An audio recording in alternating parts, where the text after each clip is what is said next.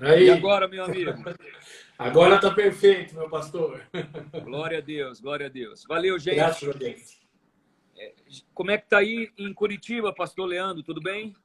Tudo bem, tudo em paz, graças a Deus. Está um climinha agradável aqui. Estamos em família, aproveitando o tempo para ter mesa, para colocar as literaturas e as leituras em dia. Estamos tudo tranquilo, graças a Deus. E por aí? Graças a Deus. Meu amigo, eu estava pensando aqui agora, antes de começar a live, do que nós falaríamos.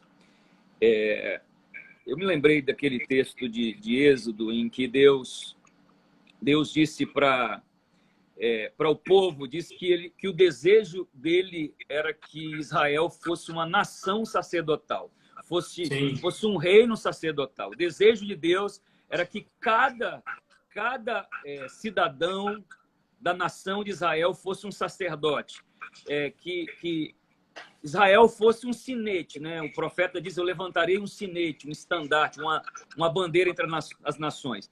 Mas fica claro, depois, em Êxodo 20, que quando Moisés vai subir ao monte, e o monte está fumegando e está tremendo, e ele diz: venha, o Senhor desceu para vos provar. Aí o povo ficou com medo, e o povo diz assim: fale o Senhor contigo e não conosco. Eu creio que ali Israel desiste de ser uma nação sacerdotal para ter uma tribo sem dúvida. sacerdotal. Por Sem que eu estou dúvida. falando isso, pastor? Que a gente vai conversar hoje aqui. Porque eu creio que essa coisa de ir para casa, de todo mundo estar em casa, durante muito tempo, o povo de Deus deixou a responsabilidade sacerdotal para a igreja e deixou a responsabilidade sacerdotal para os pastores. Mas eu creio que esse tempo em casa, Deus está renovando o sacerdócio individual de cada cristão. E é sobre isso que eu quero falar com você hoje. Muito bom. Faz todo sentido para mim isso. E uma das coisas que nós temos refletido aqui é que esse momento está proporcionando o resgate de valores que nós havíamos perdido. E de uma maneira metafórica, há pouco tempo atrás, nós tivemos 150 mil cristãos reunidos, e eu participando desse encontro maravilhoso, pedindo que o Senhor nos enviasse. E de uma maneira tão curiosa, ele nos enviou para as nossas casas, para os nossos lares, no lugar onde não é o que fazemos que é a questão que nos afirma, mas é quem nós somos. Então Então, descende. Então a oração, Deus respondeu a oração de maneira diferente. A eu gente queria que, creio a gente queria que Deus nos enviasse para o mundo, Deus nos enviou para a nossa casa. É isso que você está dizendo? exatamente, eu acredito que nós precisamos perceber isso que o Espírito está nos propondo, porque primeiro nós precisamos resgatar os valores essenciais, e aqui, obviamente, nós colocamos o que você propôs, o nosso sacerdócio individual. Eu me lembro, Fabrício, de que há uns 16 anos atrás foi quando eu fui despertado para entender o sacerdócio real de todos os santos. E eu passei a estudar as escrituras e um pouco da história da igreja. E um dos relatos que me marcou, eu carrego até hoje quando eu ensino o tema, foi aquilo que ficou registrado sobre a Reforma Protestante. Alguém disse que Lutero reivindicou o terreno para o sacerdócio individual de todos os crentes, mas a igreja falhou em ocupá-lo. Nós ainda temos essa mentalidade de que a oração do pastor é superior, que o líder espiritual é a voz profética. E a grande verdade é que agora, de uma maneira ou de outra, estamos sem os nossos líderes, estamos sem os nossos pastores. Sim. E se a nossa oração não tiver a mesma eficácia, então estamos entregues ao acaso. Eu acho isso tão importante. Eu fiquei impactado com essa concepção que você falou aí, dessa resposta de Deus. Milhares de jovens, de homens orando: nos envia, Senhor, descende, nos envia. E Deus enviou a juventude, e Deus enviou os homens para sua casa. para ser sacerdotes. Sim. O apóstolo Pedro diz que nós somos sacerdócio real, nós somos nação santa, ou seja, é uma restauração do desejo inicial de Deus de Êxodo. É a vontade de Deus que cada um fosse sacerdote, é restaurada em Jesus Cristo, né? Lá no livro de Apocalipse, João, por umas 3 vezes, ele fala que ele vai nos fazer sacerdotes e reis. A Escritura defende esse princípio, que todo cristão ele tem que ser sacerdote. E nós vamos falar um pouquinho aqui, eu sei que você gosta do assunto, sobre o que é ser sacerdote, mas você pode pontuar agora. Sim, na verdade, assim, durante o dia de hoje, eu refleti muito sobre o assunto, e eu acho que em algum momento cabe a minha reflexão um pouco mais filosófica, mas ainda sustentando essa ideia que nós estamos observando, Fabrício, eu realmente acredito que nós precisamos refletir que esse é um tempo de colocarmos a casa em ordem, de podermos realmente sermos enviados, em primeira instância, a partir dos nossos lares. Então, é um desafio para muitos de nós. Você sabe, eu tenho um serviço apostólico na nação e eu me alegro em dizer que todas as minhas agendas estão previamente canceladas. Porque eu percebo a soberania do Senhor sobre o nosso serviço. Sim. E me lembro de quando Paulo estava indo para uma determinada região e as Escrituras dizem que o Espírito o impediu de ir. Então eu acredito que dentro da sua soberania o Senhor está trazendo uma reflexão para as nações, mas particularmente para o Brasil, que é uma nação importante, para um resgate sacerdotal, para um tempo de reavaliarmos que aquilo que somos é o que define a nossa identidade, não aquilo que fazemos, porque, de fato, há muitas pessoas extremamente preocupadas porque elas fundamentam sua identidade no que fazem. E agora, em casa... E a igreja não fecha, né, amigo? O prédio fecha, mas a igreja não fecha. Pronto. A igreja é um organismo vivo, né? Esse sacerdócio que Deus quer reerguer, que Ele quer levantar, que Ele quer restabelecer, esse sacerdócio individual. Vamos falar um pouco do sacerdote, sobre o que o sacerdote fazia. Primeiro, o sacerdote tinha uma posição central de intercessão. Ele era um intercessor. Ele estava entre Deus e o homem. Eu acho que o descende foi as pessoas sendo enviadas para casa para interceder um avivamento no lar, para interceder um movimento de avivamento na casa de cada pessoa. Se cada um que participou do descende, eu me incluo, torna a dizer que eu estava lá, realmente manifestar a glória de Deus nos seus lares, imagina o impacto que a nação pode ter, Fabrício. Se os casais que precisavam de alinhamento se alinharem, se os pais que não estavam exercendo destino sobre seus filhos liberarem destino, se resgatarmos coisas simples como o culto doméstico, qual é o impacto que a nação vai ter pós-Covid-19? Fantástico. Esse tempo de quarentena é um impulso divino para algo nessa nação. Sem dúvida. Eu acho que Deus, eu e o bispo estávamos falando um com o outro, Deus chamou a nação para conversar. Deus disse assim, vamos arrazoar juntos aqui. Vamos pensar o nosso destino como nação, o nosso destino como família. O sacerdote, ele era um intercessor. O sacerdote, ele era um ensinador em Israel. O sacerdote, ele carregava o tabernáculo. O tabernáculo é essa coisa móvel que caminha.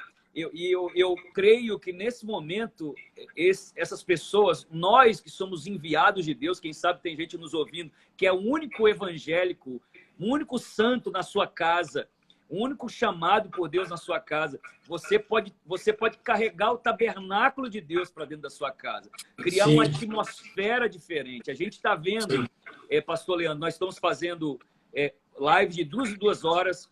Todas as lives estão tendo conversão de almas. É algo impressionante. Glória a Deus. Todas. Por quê? Porque nós estamos crendo que Deus está despertando. Deus está humildecendo a nação. A nação, ela entendeu que ela não tem força contra o coronavírus. E eu acho que criou um ambiente para nós sermos voz profética e sacerdócio dentro de casa. Eu não tenho dúvida disso, Fabrício. E me vem à memória um dos textos que eu considero mais incríveis sobre a eficácia da intercessão. É quando em Números, capítulo 16, é registrado a praga que se abateu sobre o arraial de Israel por causa da rebelião de Coré, Datã, Abirão e On. E as escrituras dizem que a praga da parte do Senhor veio contra o povo. Sim. Então Moisés orientou que Arão tomasse o incensário, colocasse nele fogo do altar e fizesse expiação pelo povo, como é descrito exatamente em Apocalipse capítulo 8. E as escrituras dizem que a praga vinha matando o povo de maneira tal que 14.700 homens morreram naquele dia. Mas há um relato incrível, porque as escrituras dizem, do versículo 44 em diante, em Números 16, que Arão correu na frente do povo.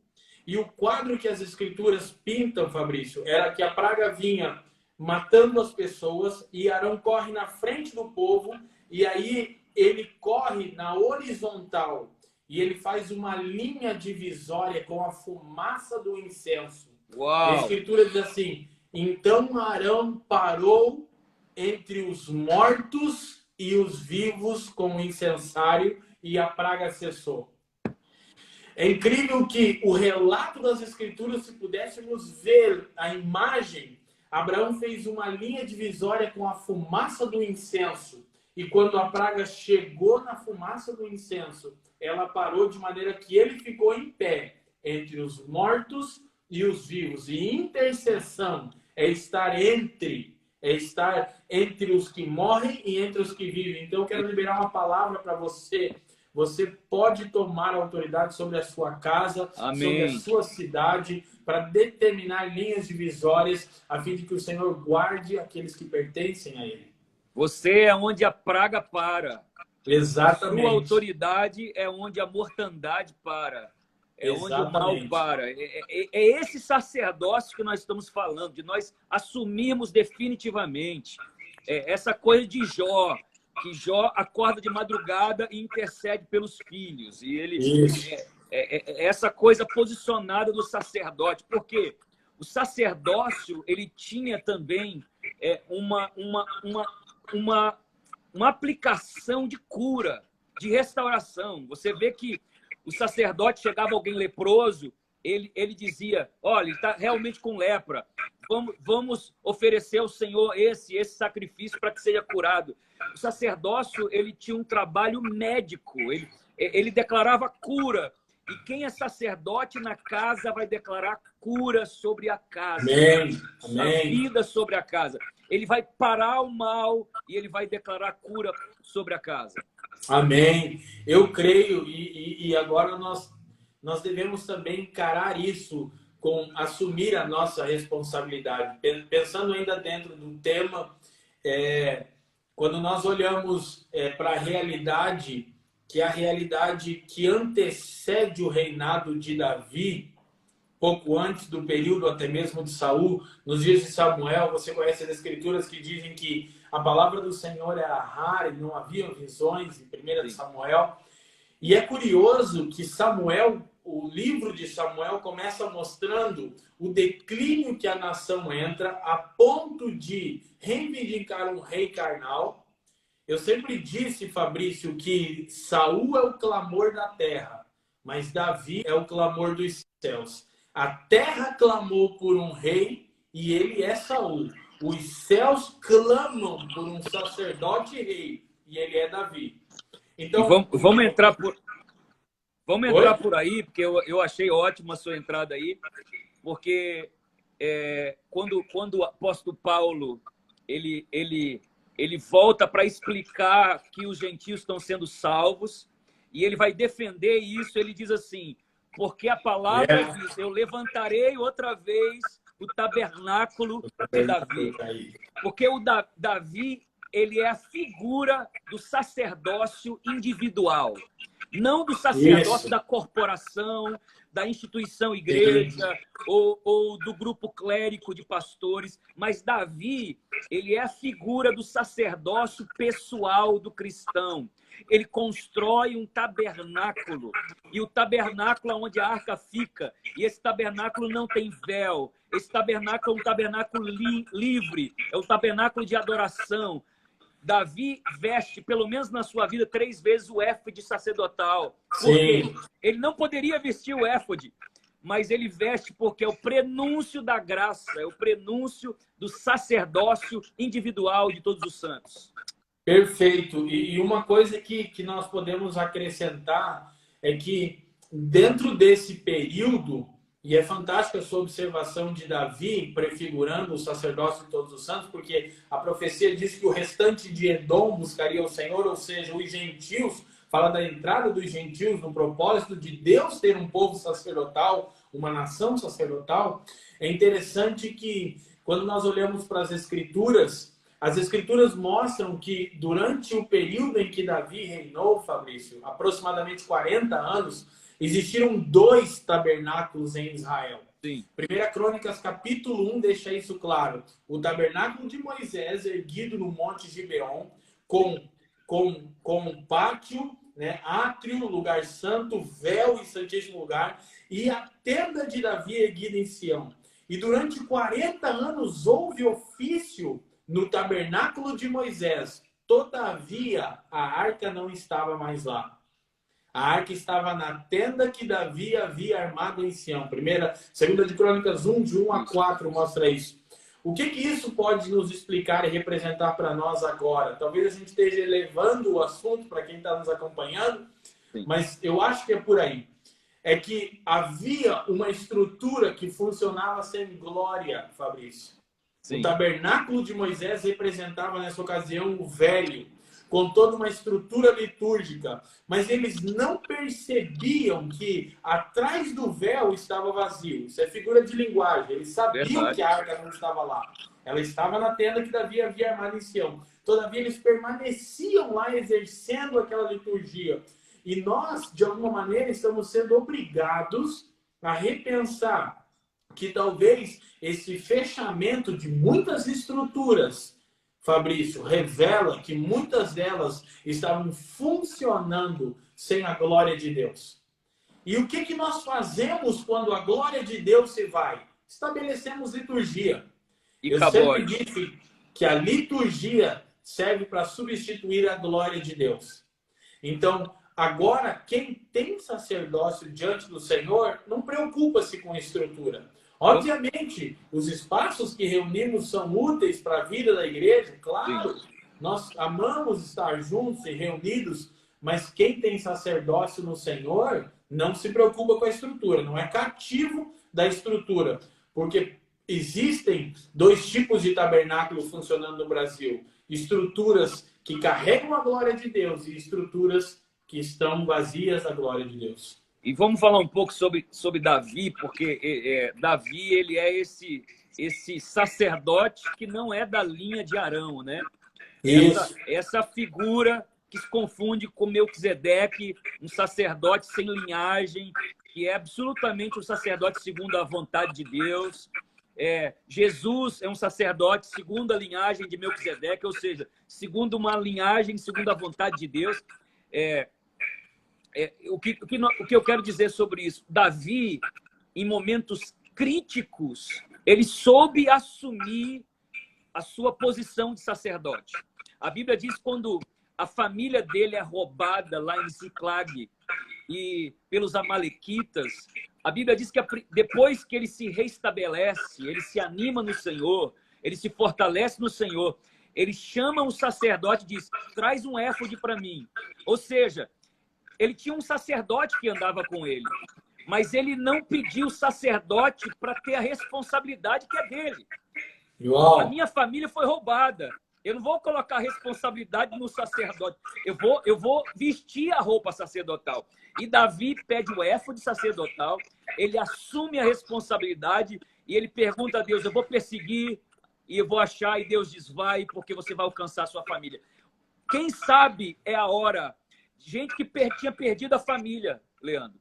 Gente que a família estava longe, a casa estava longe, as pessoas que eram para estar perto estavam longe.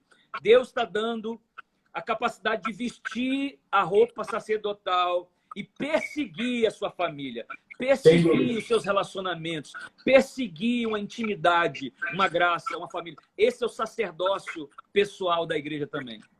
Sem dúvida. E aprofundando ainda a questão, e eu não sei quanto tempo a gente vai conversar aqui. Vamos conversando. Quando a gente estiver se aproximando um pouquinho mais do fim, eu quero falar o que eu estou pensando no aspecto geral da vocação da igreja nesse momento. Mas, antes disso, aprofundando a questão, uma coisa que fica claro, e pegando esse seu gancho de pessoas que estavam perdendo suas famílias por falta de exercerem sacerdócio, esse é exatamente o quadro que antecede o governo da carne de Saul e que depois tem a intervenção de Deus com Davi. Por quê? Porque as escrituras começam mostrando que o declínio de Israel ele estava relacionado à queda do sacerdócio. Você tem um sacerdócio corrompido com Eli, que as escrituras dizem que ele era gordo, velho e cego, então sem visão espiritual, sem capacidade de se movimentar, que seus filhos, e aqui está a chave, eram profanos, e a primeira menção da vida de Eli, ele está sentado numa cadeira, 1 Samuel 1:9. E a última menção, Fabrício, da vida de Eli, 1 Samuel 4:17, ele está sentado numa cadeira. Isso. E ele cai para trás e quebra o pescoço. Por quê? Porque negligenciou seu ofício sacerdotal. Você percebe que a primeira vez que ele é mencionado, ele está sentado. A última vez que ele é mencionado, ele está sentado. É a negligência de uma posição sacerdotal que perde os seus filhos e encaminha a nação para um governo da carne.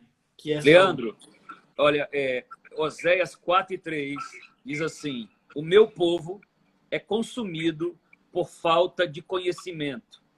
Porque rejeitastes o conhecimento, eu te rejeitei para ser sacerdote sobre Israel. Exato. É a rejeição do conhecimento aplicado da palavra e da vontade de Deus para esse tempo. É a rejeição de assumir, de fato, o papel do sacerdócio na casa. Deus rejeita a pessoa para ser sacerdote também. Essa falta de graça de assumir o nosso papel, de assumir o nosso lugar sacerdotal, de não entender que o conhecimento de Deus não é apenas a letra. A letra mata, mas o Espírito vivifica. É crescer na graça e no conhecimento, ou seja, é crescer no conhecimento, crescer na unção, é crescer no conhecimento, mas crescer na prática. É nascer da água e do Espírito, da palavra e do Espírito. E é esse conhecimento que muita gente rejeitou e que, por isso, foram negados como sacerdotes dentro de casa, dentro da família. Igrejas negaram o sacerdote e não são voz para a sua cidade, não são transformadores culturais, não são sal, porque rejeitaram o conhecimento prático e glorioso do Senhor e foram rejeitados como sacerdotes. Sem dúvida, sem dúvida. E voltando ao assunto do início, esse é o momento em que o Senhor nos envia para as nossas casas, para os nossos lares, onde nós podemos reconstruir a realidade do lugar secreto, do tempo com as Escrituras, de procurarmos conhecer a vontade de Deus. E o que eu tenho refletido é o que nós diremos, porque nós precisamos assumir essa responsabilidade, Fabrício. Quer queira, quer não, o Covid-19 se estabelece poucas semanas depois de nós termos mostrado à nação a força de mobilização dos discípulos de Cristo. Nós devemos à nação uma resposta. Amigo, eu assim, estou aqui lembrando, enquanto você fala, estou aqui, minha mente, assim, eu estou celebrando esse assunto. eu estou me lembrando de um texto de Levítico, eu não me lembro muito bem o capítulo nem o verso, em que Deus mostra por que um sacerdote podia ser rejeitado. E eu queria falar um pouquinho sobre, se eu não me lembro, são três coisas básicas porque um sacerdote pode ser rejeitado. Sim. E eu queria falar isso porque para que as pessoas não sejam rejeitadas como sacerdotes das pessoas que Deus colocou sob sua responsabilidade, no seu lar, na sua casa, na sua cidade. Primeiro, o texto diz que o sacerdote ele nunca podia rasgar sua veste. Sim. Ele não podia rasgar sua veste. E é interessante porque em Israel tinha uma cultura de rasgar a veste, né? Quando passava por uma luta, quando passava por um drama, quando passava por uma situação, se rasgava as vestes. Mas o sacerdote, se ele rasgasse as vestes, ele não poderia ser mais sacerdote. Por quê? Porque para um sacerdote não existe dor definitiva, não existe vírus definitivo, não existe luta definitiva. Para o sacerdote, ele tem que manter a estrutura espiritual, emocional. Para você ser sacerdote, aonde Deus te colocou, mantenha a sua estrutura, não rasgue as suas vestes. A Bíblia diz que várias vezes um rei rasgou as suas vestes quando ficou sabendo que uma menina, num período de fome, uma mãe dividiu um filho com outra mãe para comer. Várias vezes se rasgaram as vestes. É interessante, Leandro, essa coisa de rasgar as vestes aqui, Deus está falando no meu coração aqui, muito forte. Olha, quando Jesus disse algo que ele disse que ele era autoridade, sendo lá, o sumo sacerdote estava entrevistando ele para julgá-lo. A Bíblia diz que o sumo sacerdote rasga as vestes. E ele diz assim, eu não preciso mais de ouvir mais nada, ele é culpado. E o sumo sacerdote rasga as vestes. Mas quando o sumo sacerdote Jesus foi para a cruz, e os homens pegaram as suas vestes e iam rasgar, aleluia, aleluia. Quando o sumo sacerdote foi para a cruz, e os homens, eles queriam dividir as vestes, um romano diz, não vamos dividir, vamos jogar aqui para ver quem fica as vestes, porque as vestes do sacerdote não podem ser rasgadas. Se você está dentro da sua casa, não rasgue as suas vestes. Você é a estabilidade, você é o chão da sua casa, você é a voz para ser firmeza da sua casa. Amém. Muito, muito significativo isso, e falava também que ele não podia ter nenhuma deformidade no seu corpo, né? Fala de haver uma sanidade diante de Deus, de haver verdade diante daqueles que são os seus, de andarmos na luz, para termos a autoridade de exercermmos a nossa vocação. E eu cada vez mais me convenço que, de fato, o Senhor nos enviou para os nossos lares, tomando proveito dessa situação, e nós precisamos refletir. Alguém me perguntou, dentre esses dias, Fabrício, o que eu penso que irá acontecer se essa situação se estendesse por semanas e por meses. E eu disse para ele, bom, querido, eu não sei exatamente, mas eu quero te responder com uma outra pergunta. A pergunta é, se o problema do Covid-19 se resolver em 24 horas, como nós retornaremos para as nossas vidas? Da mesma maneira? Ou vamos parar para refletir que estávamos com uma postura presunçosa, com uma postura altiva?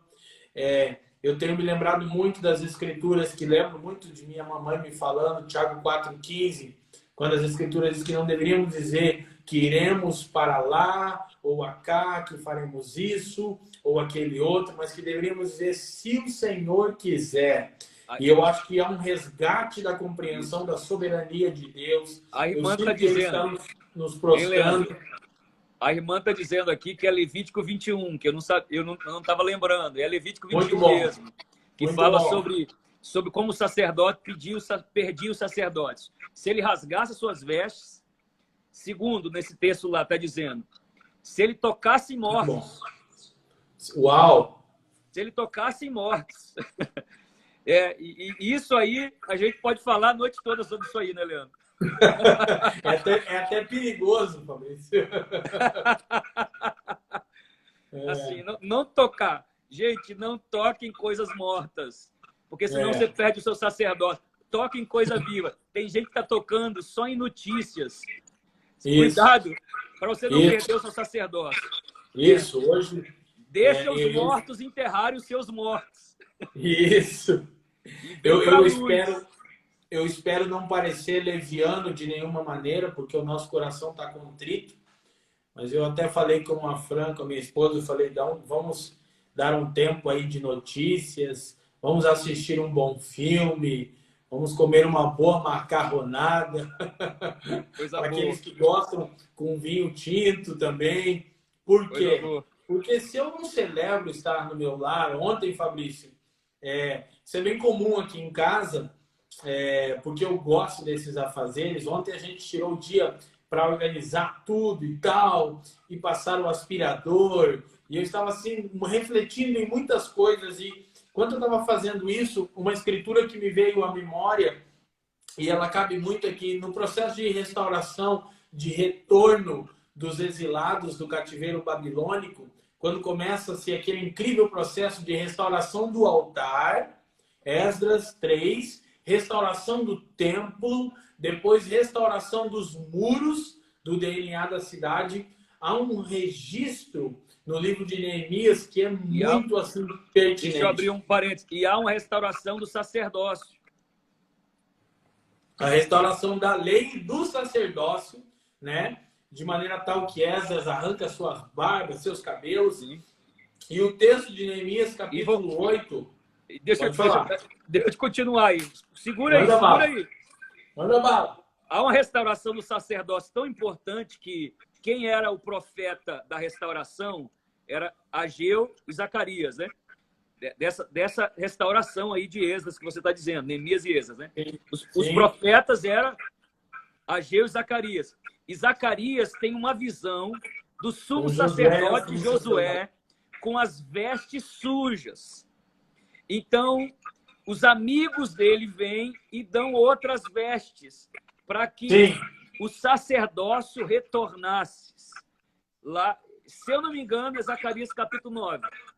Isso, Zacarias capítulo 4, se não me falha a memória, visão de Josué.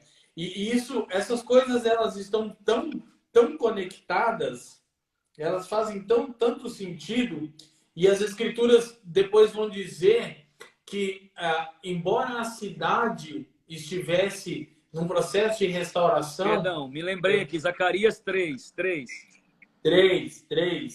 Eu quero ver o texto aqui. Eu fiz até um post ontem sobre isso. Eu acho que ainda está no meu stories. Agora me deu um branco se é essa. Deixa eu conferir aqui essa escritura. Vai liberando o manto aí. Porque esse texto aqui... E o anjo... Zacarias tem uma visão do sumo sacerdote Josué, incapaz de ser sacerdote. Talvez alguém esteja se sentindo incapaz de ser sacerdote. E a Bíblia diz que o anjo vai lá, o diabo está acusando o sumo sacerdote Josué, e o anjo vai lá e troca as suas vestes. Eu quero dizer para você que está me ouvindo, Deus está trocando as suas vestes para você viver um novo tempo de sacerdócio, para você viver um tempo em que você vai representar muita gente, que você vai pastorear muita gente, que você vai ter autoridade, chaves para mudar a vida de muita gente. Você é enviado por Deus para ser essa pessoa. Deus está restaurando o sacerdócio individual, pessoal do povo. Eu creio isso, Deus está te enviando. O Descende foi para enviar o povo de volta para sua casa, para restaurar a sua casa. Eita, Jeová! Encontrei. O texto, Neemias, quando começa a registrar, no capítulo 6, no versículo 15, registra que o muro foi edificado em 52 dias. Então, você tem praticamente um cenário quase que 100% pronto, Fabrício. Você tem o altar e o templo restaurado. Você tem a lei restabelecida com Esdras durante esse período. Você tem o profetismo de Ageu e Zacarias trazendo instrução ao povo. Você tem um resgate do sacerdócio. Mas aí, Neemias 7:4 diz assim, a respeito de Jerusalém restaurada. Os cantores já estavam estabelecidos e diz assim, a cidade era espaçosa e grande, mas havia pouca gente nela e as casas não estavam edificadas ainda. Então, você percebe que, embora esse texto fale de uma literalidade da necessidade da construção das casas dos que haviam perdido na invasão de Nabucodonosor, ele se torna uma escritura profética para nós. Você tem um quadro inteiro pronto, mas as escrituras de Neemias 7 dizem, porém as casas não haviam sido edificadas ainda. Vamos para Ageu aí. Esse o momento nós estamos nesse tempo, né? Nós temos Ageu, Zacarias, Neemias. Isso. Lá em Ageu é um profeta velho, né? É um idoso, não vamos falar velho. Zacarias é um profeta novo, né? Isso. Ageu tem uma paixão pelo templo do Senhor tão grande e ele reclama que as pessoas estão construindo as suas casas, né? E ele diz, olha, vocês estão construindo a sua casa, vamos construir o templo primeiro. Isso. Sobe o monte, corta a madeira, constrói o templo. Eles construíram o seu templo. E eu quero dizer que eu estou sentindo aqui um caminho profético que a gente está conversando. Há um tempo de você construir a casa do Senhor e há um tempo de você construir a sua própria casa. Sim, porque parece contraditório, mas não é. Então, o que acontece é que muita gente só ficou construindo o templo do Senhor, ficou construindo o seu ministério pessoal, o seu chamado, mas não construiu a sua casa. Lá em Neemias, depois das pessoas construírem o muro, o templo, o sacerdócio, foram construir a sua casa. E agora, nesse momento, é a hora da gente construir a nossa casa. Agora, nesse momento, é a hora de estabelecer uma casa com saúde espiritual e emocional. Exatamente. E o desafio está exatamente nisso, né?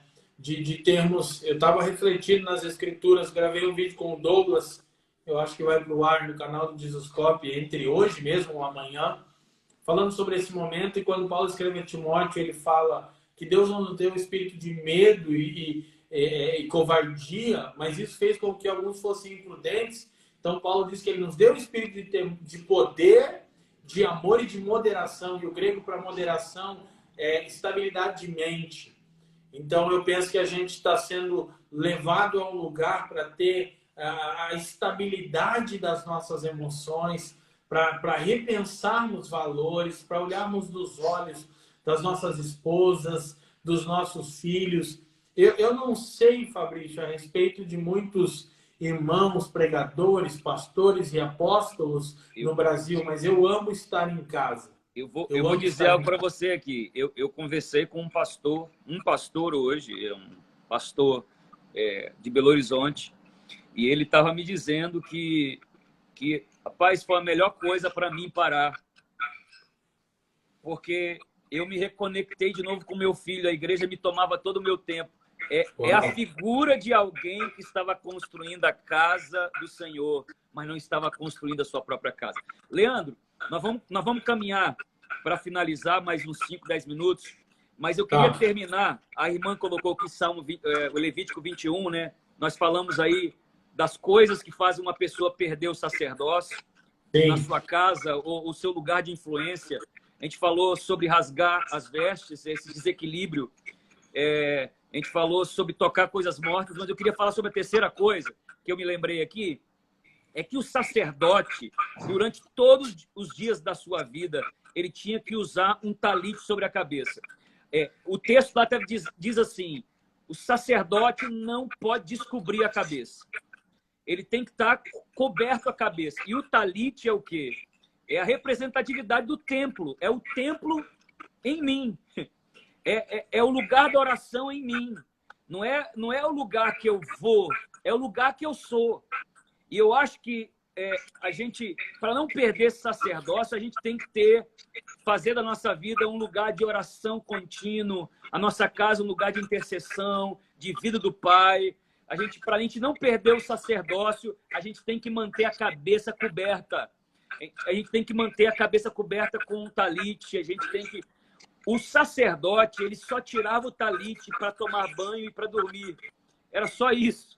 E ele mantinha sempre na sua cabeça. Eu acho que a gente pode terminar nessa ênfase, que é uma hora, que esse momento é uma hora de se reconectar com Deus profundamente, é uma hora de avivamento pessoal, de buscarmos a Deus como nunca nós buscamos antes. Sem dúvida, eu acho que avivamento pessoal é a palavra-chave para nós agora, porque eu realmente estou refletindo no impacto que esse retorno para os lares pode causar se nós compreendermos que no meio de um momento delicado o Senhor nos propõe o resgate, a retomada da nossa função sacerdotal e o resgate de valores que são eternos, que são aqueles a quem o Senhor nos deu, nossas esposas, nossos filhos, etc. Então, estar com a cabeça coberta fala de sujeição. O judeu, quando usava o kippá, você sabe disso, sim, era para trazer à memória a ele que ele haveria de ser julgado por um ser superior a ele, que é o próprio Senhor Yahvé. Então, reconhecer a soberania de Deus tem sido a minha principal pauta agora de reflexão. Por quê? Porque nós fomos parados. E a verdade é que, assim, eu não quero com isso desencorajar, eu não quero com isso trazer desesperança de maneira nenhuma, mas eu quero refletir em que o Senhor mostrou que a nossa postura tinha uma tendência prepotente.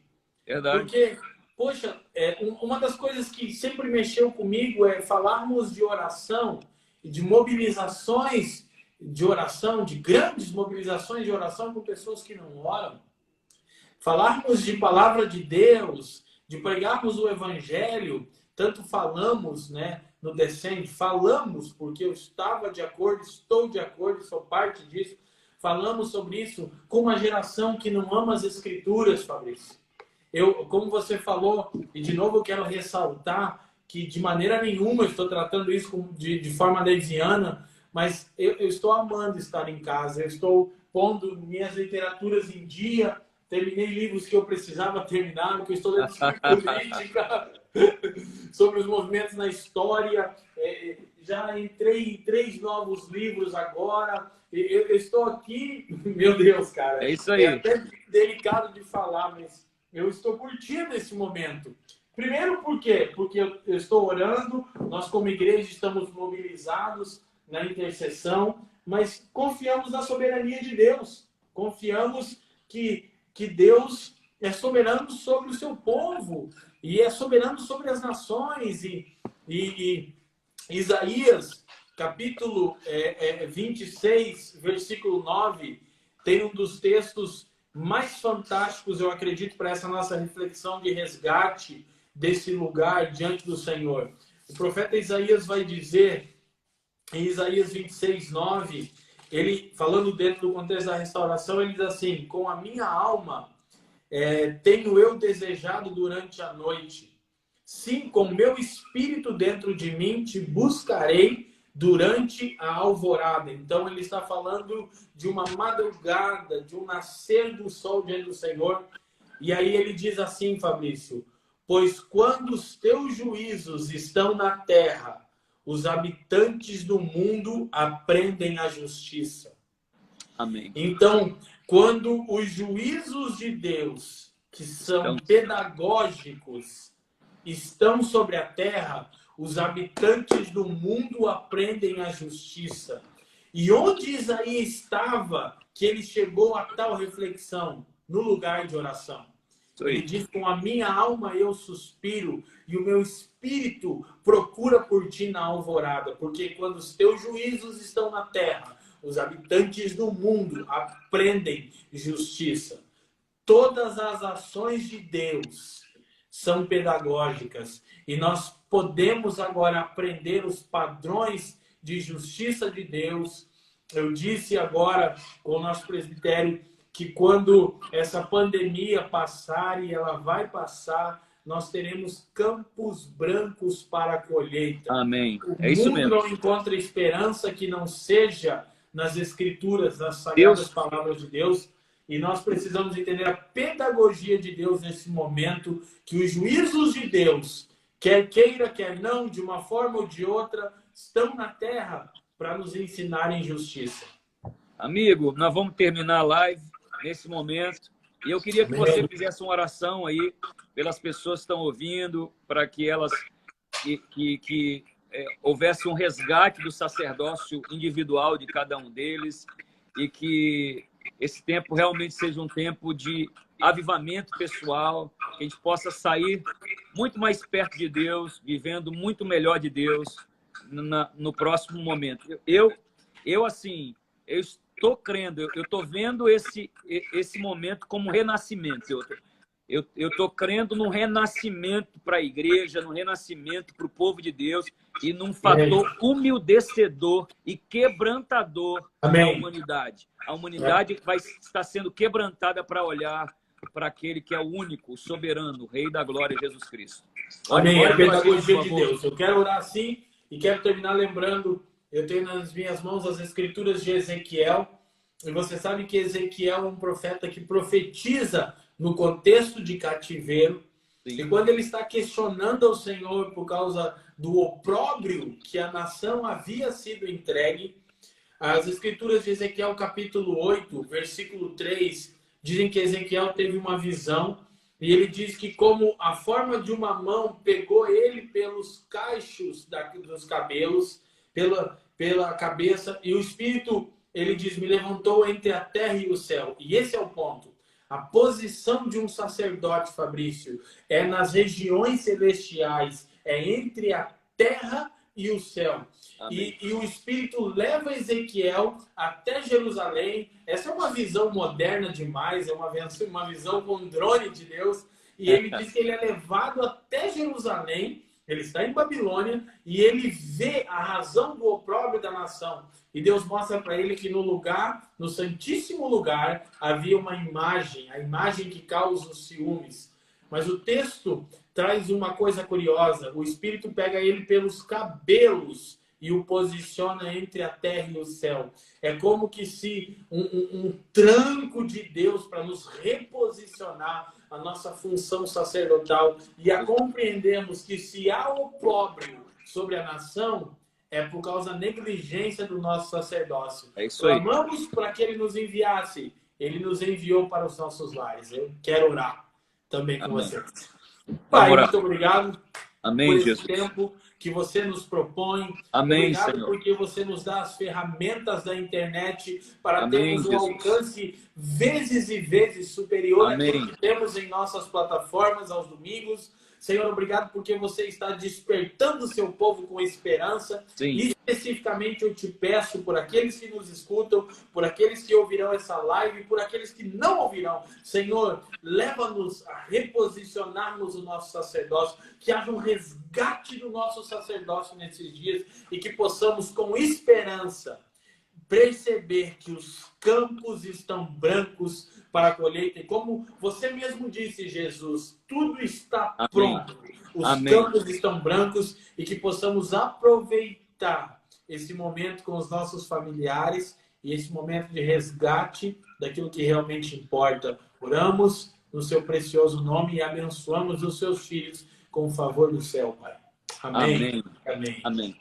Obrigado, meu amigo.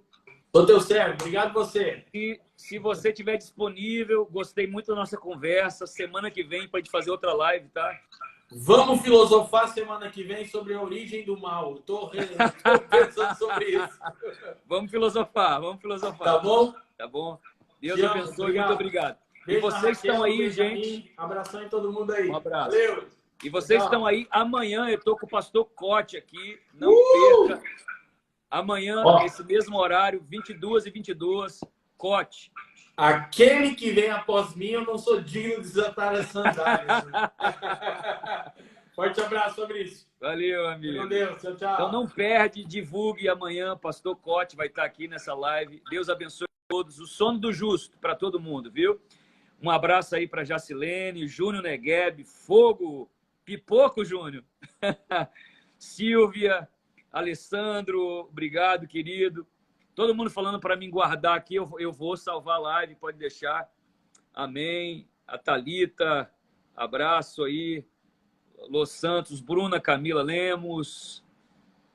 Abraço para todo mundo. Pastor Flávio Façanha, né? Aí o pastor, vou salvar, amigo, vou salvar, tá? Aí Israel, o Rubens, Paulo Araújo, o Rubens. Foi poderoso. Também senti muita presença de Deus hoje, gente. O Jason aí, Lisandra, um abraço a todos. Amanhã, Pastor Cote, não perde. Professor Cote, vai ser um tempo precioso, viu? Deus abençoe vocês. Um beijo no coração para todo mundo.